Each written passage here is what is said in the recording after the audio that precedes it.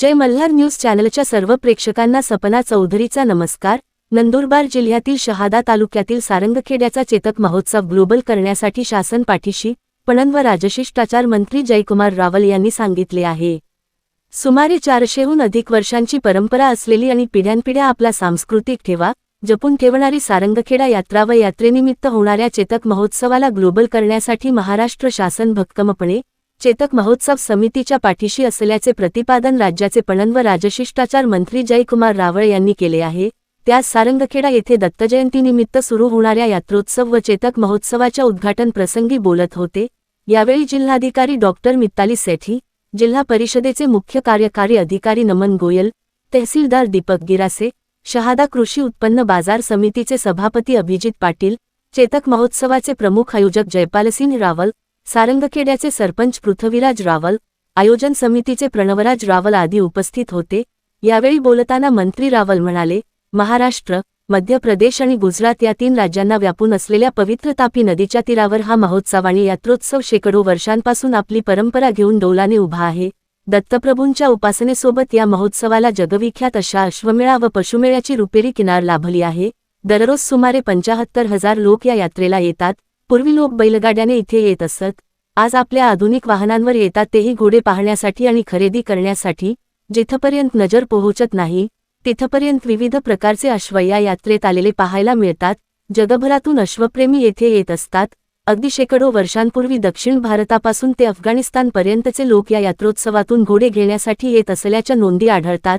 आजही जपान, अरबस्तान येथूनही अश्वप्रेमी येथे येतात। राज्याचे मुख्यमंत्री देवेंद्र फडणवीस यांनी आपण पर्यटन मंत्री असताना चेतक महोत्सवाला ग्लोबल करण्यासाठी येथील धार्मिक, ऐतिहासिक व सांस्कृतिक पर्यटनाला चालना देण्यासाठी प्रयत्न केले। सलग 3 वर्षे या यात्रेचे उद्घाटन मुख्यमंत्री देवेंद्र फडणवीस यांनी केले होते। हजारो लोकांची उपजीविका या यात्रेवर आधारित आहे। मसाल्याचे पदार्थ, शेतीची अवजारे, खाद्यपदार्थ विकणाऱ्या कित्येक लोकांचे वार्षिक उत्पन्नाचे साधन ही यात्रा आहे। या महोत्सवाला अधिक व्यापक करण्यासाठी आम्ही शासनाच्या वतीने प्रयत्नशील असल्याचेही रावल यांनी यावेळी सांगितले। या महोत्सवाला अधिक प्रभावशाली आणि व्यापक करण्यासाठी सतत प्रयत्नशील असलेल्या चेतक महोत्सव समितीचे जयपालसिंह रावल यांच्या अथक प्रयत्नांतून हा महोत्सव भारतीयांसह जगभरातील पर्यटकांना खुणावत असल्याचे सांगून प्रसिद्ध उद्योजक अनंत अंबानी यांची या महोत्सवाला येण्याची इच्छा असल्याचेही मंत्री रावल यांनी यावेळी सांगितले। यावेळी मंत्री जयकुमार रावल यांच्या हस्ते चेतक महोत्सवाचे उद्घाटन करण्यात आले। या प्रसंगी सर्व मान्यवर उपस्थित होते। त्यानंतर महोत्सवातील अश्वांची पाहणी मंत्री रावल व उपस्थितांनी केली। शहादा, सारंगखेडा प्रतिनिधीसह सपना चौधरी, जय मल्हार न्यूज, नंदुरबार।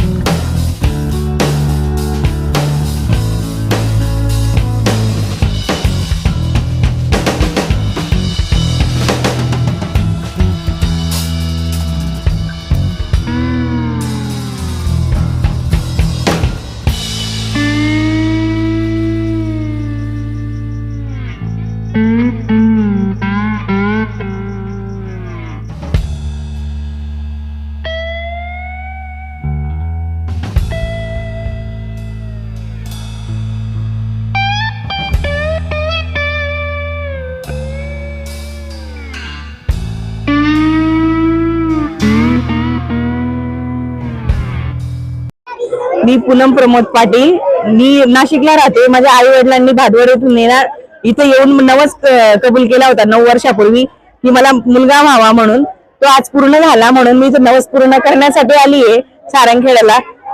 आणि त्याचा तोळा मी केळी सोबत कबूल केलेला होता. तो पूर्ण तोळा आम्ही दिला आता. 100 वर्षापासून हे जागृत स्थान आहे. वर्षापासून इथून येथे यात्रा भरते आहे आणि हे जागृत देवस्थान आहे दत्त महाराजांचं, दत्तप्रभूंचं.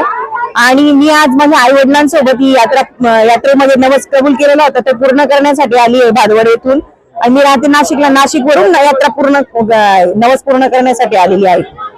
महाराष्ट्रामध्ये ही 2 नंबर यात्रा भरते. इथे महाराष्ट्रात 2 नंबरची यात्रा असते. खूप यात्रा भरते. आधी महिनाभर चालत होती, आता 15 दिवसावर समाप्त होते. खूप प्रसिद्ध आहे हे देवस्थान. ज्यांनी नवस मागितला तो दत्तप्रभू हे पूर्ण करतात. म्हणून इथे आई बाबांसोबत येऊन खूप चांगलं वाटलं. माझं नाव भारती संदीप पाटील. आम्ही आज सारंगखेड्याच्या यात्रेत आलेलो आहोत. ही यात्रा खूप 400 वर्षापासून जुनी आहे. ही महाराष्ट्रामध्ये 2 नंबरवर येत असते. आमच्या लग्नाला 9 वर्ष झाले होती. तर 9 वर्षानंतर माझ्या मम्मीने इथं मनोकामना केली होती की माझ्या मुलीला बाळ होईल तर आम्ही गुडचा तोला करू. तर आज आमची इच्छा पूर्ण झालेली आणि आम्ही सुरतहून आलेलो आहोत इथं मानता फेडण्यासाठी. तर 9 वर्षामध्ये आम्हाला बाळ झालं. आज ते 11 महिन्याचं झालेलं आहे आणि तिची मानता फेडायला आम्ही सारंगखेड्यामध्ये आलेलो आहे. तर आम्ही जशा प्रकारे मनोकामना आमची पूर्ण झाली, तुम्ही पण इथं नवस माना. ज्याला कोणाला होत नसेल त्यांनी मनोकामना मागा, जरूर तुमची दत्त बाबा पूर्ण करतील.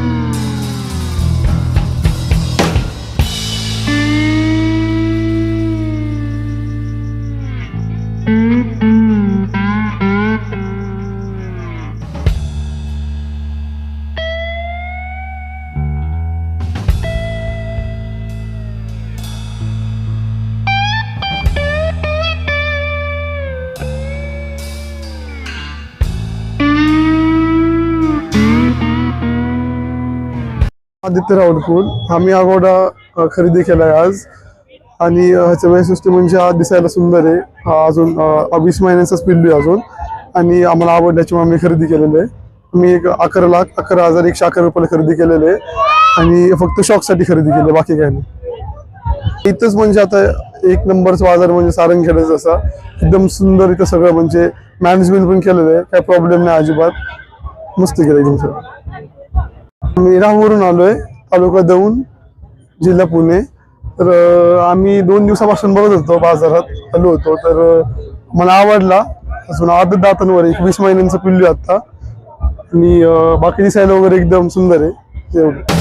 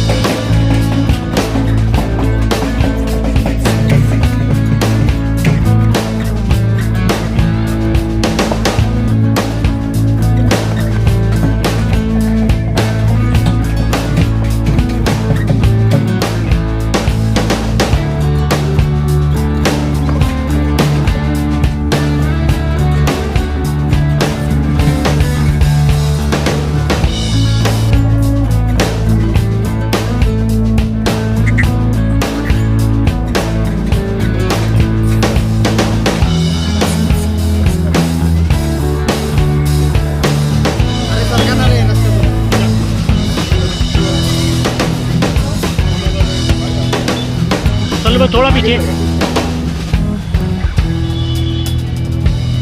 वो थोड़ा मागे.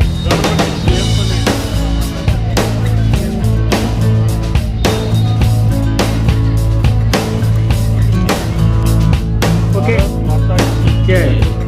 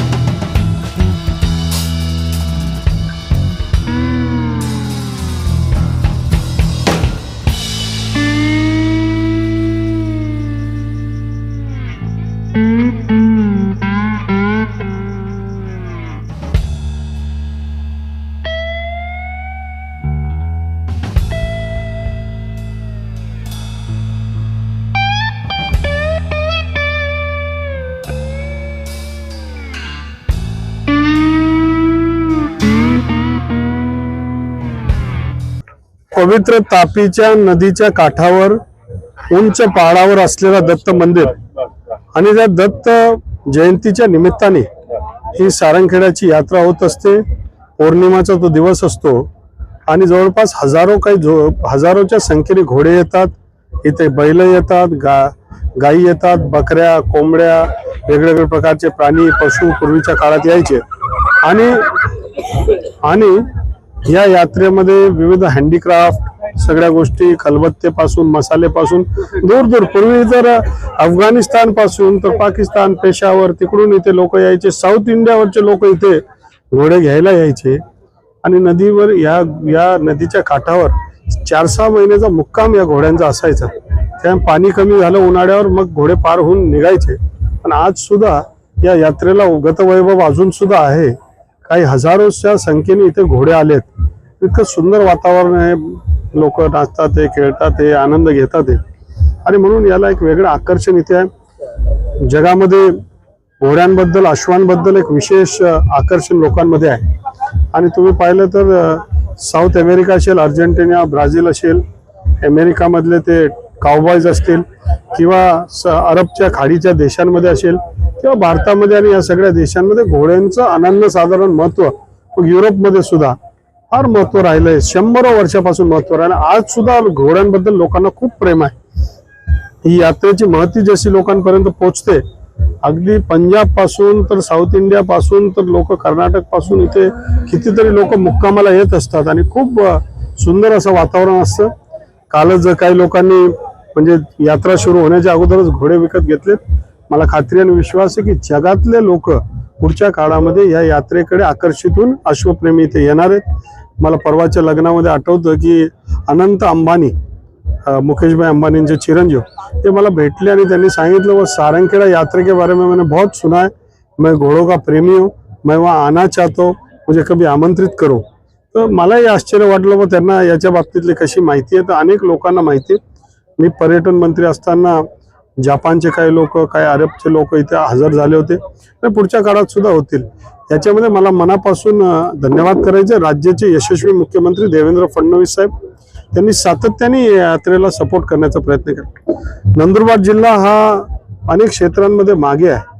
अनेक इथे अडचणी आहेत, उद्योगांची कमी, अनेक गोष्टींची कमी आहे. परंतु या यात्रेमुळे किमान 50,000 लोकांना रोजगाराचं डायरेक्ट इनडायरेक्ट साधन मिळतं.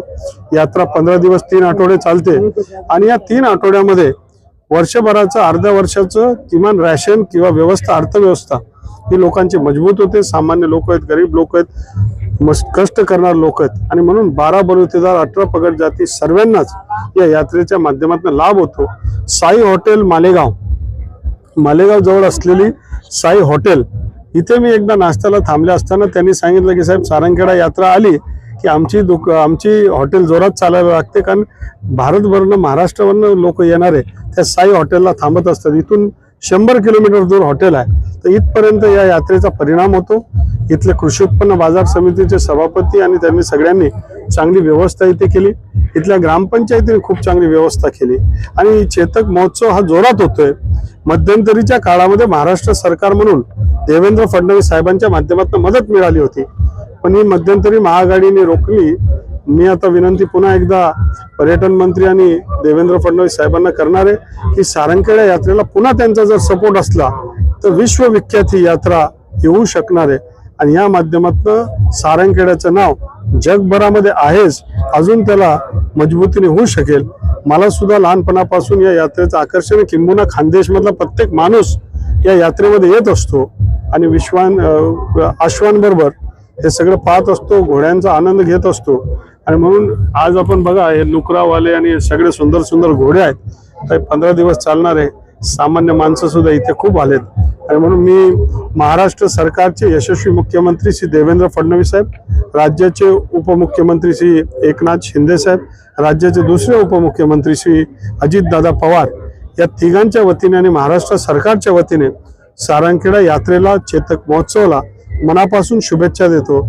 आणि आमच्या या सरकारच्या माध्यमातून जी काय मदत लागेल ती करण्याचं प्रशासन आणि आमचं सरकार हे सातत्याने करत राहील, हे सुद्धा सांगतो. पुन्हा एकदा इथल्या या चेअरमन कमिटीच्या चेअरमन यांचं मी मनापासून अभिनंदन करतो. धन्यवाद. जय हिंद, जय महाराष्ट्र. संदर्भात अत्यंत सेन्सिटिव्हपणे आपण सगळ्यांनी हाताळलं पाहिजे. निसर्गाच्या बाबतीत आपल्याला फार जबाबदारीने सगळं काम केलं पाहिजे. भावना सुद्धा आहेत, आपलं धार्मिक कार्यक्रम सुद्धा आहे. या दोघांमधला मधला मार्ग निघेल आणि म्हणून केवळ निगेटिव्ह पब्लिसिटी न करता त्याच्यामधलं जे काही सकारात्मक आपल्याला करता येईल ते करण्याचा प्रयत्न करू. आम्ही सुद्धा नाशिक कुंभमेळ्याच्या समितीचा सदस्य, त्या माध्यमातून आमचं एन्व्हायरमेंट फ्रेंडली जितकं काम होऊ शकेल, पाणीचं पोल्युशन कमी होईल, सगळ्या प्रकारचं पोल्युशन कमी होईल, म्हणजे निसर्गाच्या सानिध्यात राहून हे सगळे आपले धार्मिक कार्यक्रम कसे करता येतील हाच प्रयत्न आमच्या सगळ्यांचा सातत्याने राहिला आहे. आणि यावेळेस आमच्या मुख्यमंत्र्यांच्या मार्गदर्शनाखाली तसंच राहणार. एखादं झाड जर तोडावं जरी लागलं तर त्याच्या बदल्यामध्ये 1000 झाडं आम्ही लावू.